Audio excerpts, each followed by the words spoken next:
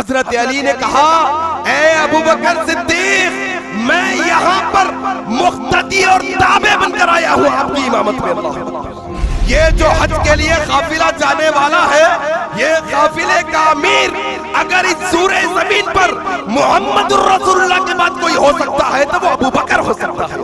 حج ہوا 9 ہجری میں صحابہ حج کو نکلے. موجود ہے عباس، موجود ہے علی، موجود ہے حسن حسین، سب صحابہ موجود ہے مدینہ کی سرزمین پر.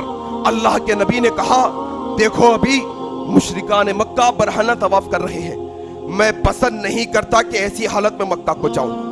جاؤ مومنوں کی جماعت، ایک جماعت مومنوں کی جا کر حج کر کے آئے. اور لوگوں سنو، محمد الرسول اللہ نے ابو بکر صدیق کے تعلق سے عقیدہ سکھایا اور کہا یہ جو حج کے لیے قافلہ جانے والا ہے یہ قافلے کا امیر اگر اس سورہ زمین پر محمد الرسول اللہ کے بعد کوئی ہو سکتا ہے تو وہ ابو بکر ہو سکتا ہے. اللہ اکبر. علی کی موجودگی میں رضی اللہ عنہ کہا ابو بکر جاؤ. نکلے ابو بکر قافلے کو لے کر جا رہے ہیں. نکلے ہی تھے 1-2 دن میں سورہ توبہ کی آیت نازل ہو گئی. سورہ توبہ کی آیت نازل ہوئی. اللہ کے نبی نے کہا علی جاؤ مومنین حج کے سفر پر ہے، سورہ توبہ کی یہ آیتیں انہیں سنا کر آؤ، ساتھ جاؤ. حضرت علی جا رہی ہے. ایک مقام پر مل گئے. ابو بکر دیکھے، دیکھتے پوچھے یا علی، علی تم یہاں؟ اچھا یہ بتاؤ کیا تم امیر بن کر آئے ہو یا مقتدی بن کر آئے ہو؟ اللہ اکبر. ہو سکتا ہے اللہ کے نبی نے امیر بدل دیا ہو سکتا ہے نبی نے تمہیں امیر بنا کر بھیجا ہو. کہا علی یہ بتاؤ تم یہاں امیر بن کر آئے ہو یا تابع بن کر آئے ہو؟ حضرت علی کے یہ جملے وہ لوگ یاد رکھ لے جو علی کی محبت میں نمبر 1 پر علی کو لانا چاہتے ہیں. حضرت علی نے کہا اے ابو بکر صدیق میں یہاں پر مقتدی اور تابع بن کر آیا ہوں آپ کی امامت میں. اللہ اکبر. اور وہ وقت بھی یاد کرنے کے قابل ہے. نبی مرض الموت میں ہے. اماں عائشہ صدیقہ کی حجرے میں کبھی اپنے چہرے پر پانی ڈال رہے ہیں، چلنے اور اٹھنے کی طاقت نہیں. نماز کا وقت ہو گیا ہے، نماز کا وقت ہو گیا. اللہ کے نبی کے پاس صحابہ آ رہے ہیں. اماں عائشہ صدیقہ سے نبی نے کہا مرو ابو بکر کو حکم دو کیا کرے؟